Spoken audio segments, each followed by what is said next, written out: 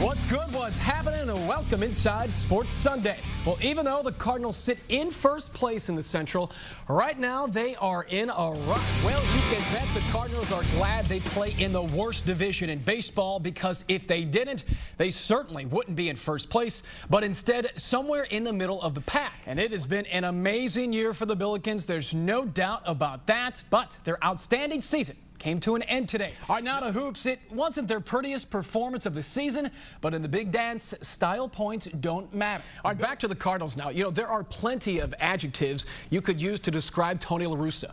Witty, intense, sometimes an over-manager, at times abrasive. During Sunday's 30-point loss to the Ravens, quarterback Sam Bradford injured his toe. However, after practice today, he said the toe feels fine and that it's no big deal. Hey there, Doug. You know, when I talked to Ohio and North Carolina State players yesterday, they said they're very happy to be here in St. Louis, but they're not content with just getting to the Sweet 16. With two of the most storied basketball programs ever, we expected a heavyweight fight, and that's exactly what we got. No lead was safe in this one. There were 15 ties and 13 lead changes. So which Cardinal was happiest about Green's game-winning home run? Well, it might have been Jason Mott. The closer blew his third save of the season when he allowed a two-run double in the 8th inning. And while the favorites are confident they'll win, Kansas's Thomas Robinson told me that if they did, it wouldn't be an upset. He called NC State a great team, but added, we don't plan on losing. At the Sweet 16, Jeff Abeln, News 4 Sports. Well, the Cardinals have the day off today as they prepare for a 3-game set with the White Sox, which begins Tuesday. Now, even though the Redbirds are only 2 games out of first place, well, it certainly doesn't feel that way. Over the weekend, the 9-game homestand kicked off with the Cards losing 2 of 3, scoring just 5 runs total. Now, because of injuries and plenty of inconsistent play, things are not going well now. Since early May, the Cardinals are 11-19, and if something does not change quickly, this team could start to fade in the standings. It's a little bit of everything, man. You know, right now I don't think we're playing the best baseball. I feel that, you know, we have, you know, we've been battling injuries and things like that, but at the same time, you know, we just need to find a way to play better. You know, there's no excuses. I want to continue to stay optimistic because that's what I believe. It's not some facade. I mean, I think it's only a matter of time before we really take off, and I know those guys believe it too, because we're playing less than our best baseball, and we're still got a fighting chance. So when we take off, it's going to be a good run. We need to get it going soon. Meanwhile, Mother Nature wiped out day 2 of Marshall Faulk's annual celebrity golf tournament, benefiting his foundation. Some huge names in the sports world turned out for the Lumiere Golf Classic. Marcus Allen, Eric Dickerson, Bruce Smith, Ozzie Smith, Jim Edmonds, and Joe Morgan, just to name a few. The Marshall Faulk Foundation has provided more than $1 million in financial assistance to help kids in various cities across the country. Faulk and the rest of the celebrities understand the importance of giving back. You always do something, and especially when you have a friend like Marshall ask you to come out. It's a pleasure to be here, and it's amazing to see some of the faces here. What that must mean, you know, that says a lot about Marshall and what he's done in this country, and not only just in this community, but you see the guys that have traveled in from all over the states, and it's awesome. We have like this core group of friends, and he's a part of that core group.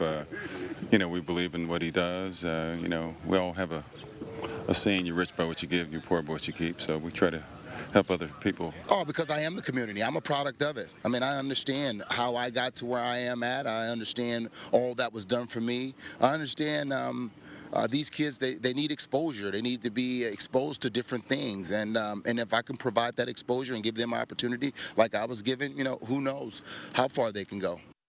And at the rain-delayed French Open, Rafael Nadal wins a record-setting 7th French Open title, defeating Novak Djokovic 6-4, 6-3, 2-6, 7-5. Since his debut at the tournament in 2005, Nadal, guys, is 52-1.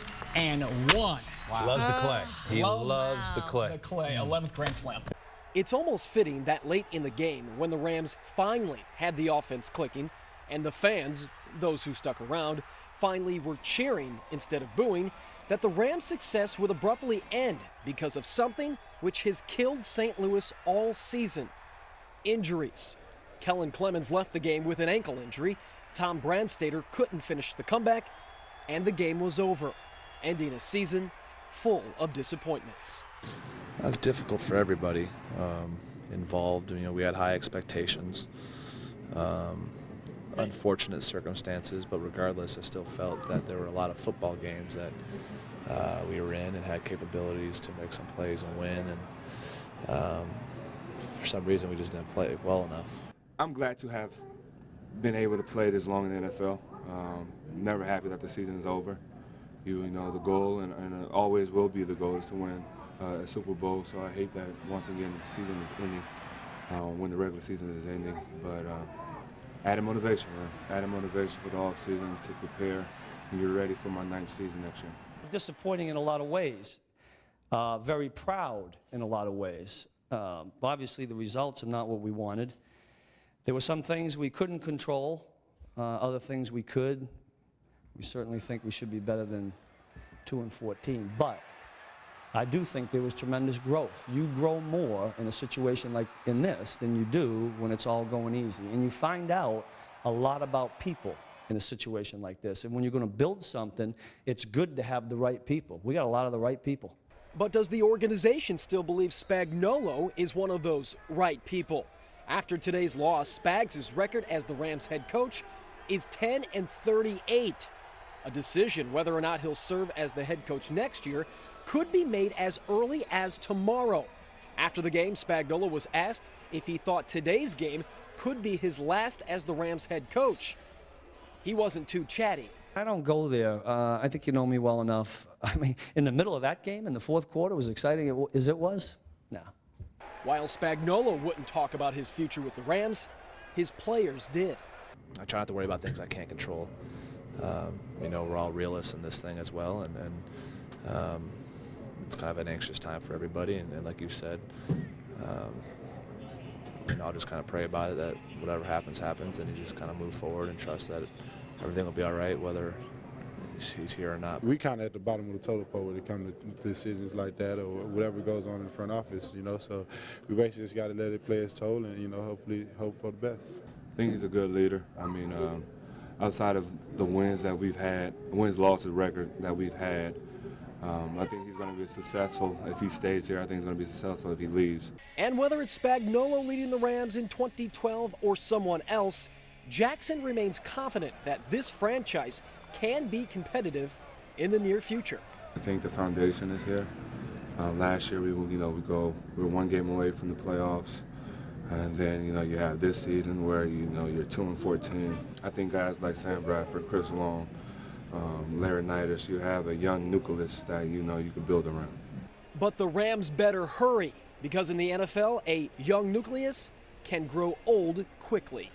Jeff Abeln, News 4 Sports. Are you sick of the interviews? Are you sick of the public appearances? I mean, you have been everywhere, it seems like. I'm not sick of it. I understand it. I understand it comes with what's going on. But you know, I'm happy to be on this field. The way I feel, the way the team is running around, having a great time, seeing all the veterans come down, you know, old school ball players, you know, that the Cardinals bring down in camp every year. You know, it's a thrill to be a Cardinal, and spring training is an exciting time for everyone. The fame that you've endured since your accomplishments, is it a good thing or a bad thing? I think it's just a thing. I think it's, you know, it just comes with winning a World Series, and, you know, I think, you know, if it escalates, it means you're kind of doing something right, and you just got to keep going. You appreciate it, you got to respect it. You can never let it, you know, control you. You know, I think you just can never slow down. You know, I'm never satisfied with what I've accomplished. I know that's the way the Cardinals feel, and you know, we're looking to do bigger and better things this year. And we've talked about this before, but do you see yourself now as a role model? I think you always have to, whether you want to or not. You're in the limelight. You're on TV. You're on a baseball field. You know, you're playing in front of, you know, 50,000 people. You know, kids look up to you. You know, parents expect you to do the right things, and you know, I embrace that. With the fame, you know, comes expectations. Are you ready to handle the expectations in the future? I think the expectations are just do my part. whether the outside world of the organization, thinks higher of me, this and that, I know what I can do. I know what I potentially can do, and that's all I'm worried about. The Cardinals want me to go on that field, be healthy, do my job, and hopefully I can get it done. When you look at this team, David, are you guys the favorites in the National League? You lose the best player in baseball and a Hall of Fame manager as well. How do you see it? Yeah, you lose Tony, you lose Albert. I'm not a real big guy on favorites, coming off an off season. A lot of things happen to ball clubs, good and bad. And, I think every team's different in one way or another the next year. And I think I'm a guy that just starts all over. And, Mike Matheny has brought that to our attention. You got to go through the fundamentals. You got to start at square one. You appreciate what happened previously, but you got to start with the little things and work your way up. You mentioned Mike Matheny. He mentioned earlier today that David Freese might be a first base option. Have you been taking some balls at first base, and what do you think about that? No, I have not taken balls at first base, but I've played first in the big leagues a few times now. When Albert had needed a day or whatnot, and I get a kick over there. I have fun over there, but I'm pretty sure third base is where I'll be, and just being in that lineup card. That's the easy answer, but that's the truth. I just want to be in that lineup card and be out on that field. We talk about your offense. Let's talk about defense. Are you a better defensive player than people kind of think of you as and stuff like that? I know you take a lot of pride in that. Yeah, for sure. I've dealt with a lot with my feet, over the last few years, and it's been grinding on me, over the last couple of years, and we got things right. I think the guys notice it right out of the gate coming down here that, I'm a different guy running around. And I think I'm out to prove, that I am the complete player. You look at, guys like Zimmerman and David Wright, not to say to the least that I'm, anywhere near those guys, but they are the complete player, and that's what you strive for. Do you have still more to prove in your career? Yeah, I just started, hopefully. I'm under 3 years of service. I got, I don't even know how many ABs, in the big leagues during the regular season, but, it's not a lot, and I'm always going to prove. I go out in that field. I want to prove, that I am a big leaguer, day in and day out. With the postseason that you had, and a lot of players make big-time money based on what they accomplished in the postseason, how tough is it not to think of the big contract that could loom and could set you and your family up for life? Oh, man, I don't worry about the contract. I'm worried about today. That's how I go about it now. Do you think about, all that kind of stuff? Yeah, sure, but I'm nowhere close worrying about it. I think, good things will come, and, a good thing to me is winning. You think about the postseason last year and the thrill that we had as grown men running around, doing what we do. That's what excites me. You had the squirrel last year, you had the tortoise last year, and you had the happy flight. That's all in the past. Right. What kind of gimmicks or themes are you guys going to have in 2012? I think that's up to the fans. I think that's up to everybody else. I think we'll turn the page on the squirrel and Craig's tortoise. That's fun. People get a kick out of it. I'm sure marketing loves it. You said you followed the situation closely from afar. Do you think Albert made the right decision? Yeah, I do. I do, given the offer that was made and his understanding, and even, what he figured was reasonable wasn't reasonable. And I know that reasonable figure was I think our fans would understand that he was giving a significant discount, but we just couldn't do it. Cardinals couldn't do it. Yeah, I think Albert made the right decision. Let's talk about Mike Matheny. Your first full year managing, I believe, was 1980. And when I was kind of looking up the numbers, I believe you lost 90 games that year. Mike's not going to come in here and endure success just like that.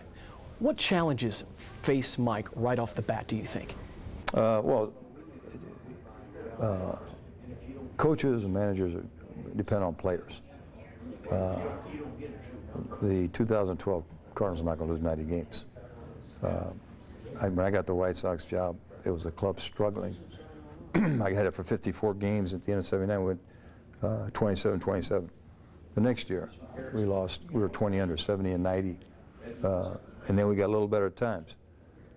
The job that Mike has, he will be managing a real good pitching staff, a real good set of position players. So number one, that's the most important thing. He's got enough staff that's still here that understands how to get that club to play. When Mike was a player, he was a leader. And those leadership qualities will be very natural for him as a manager.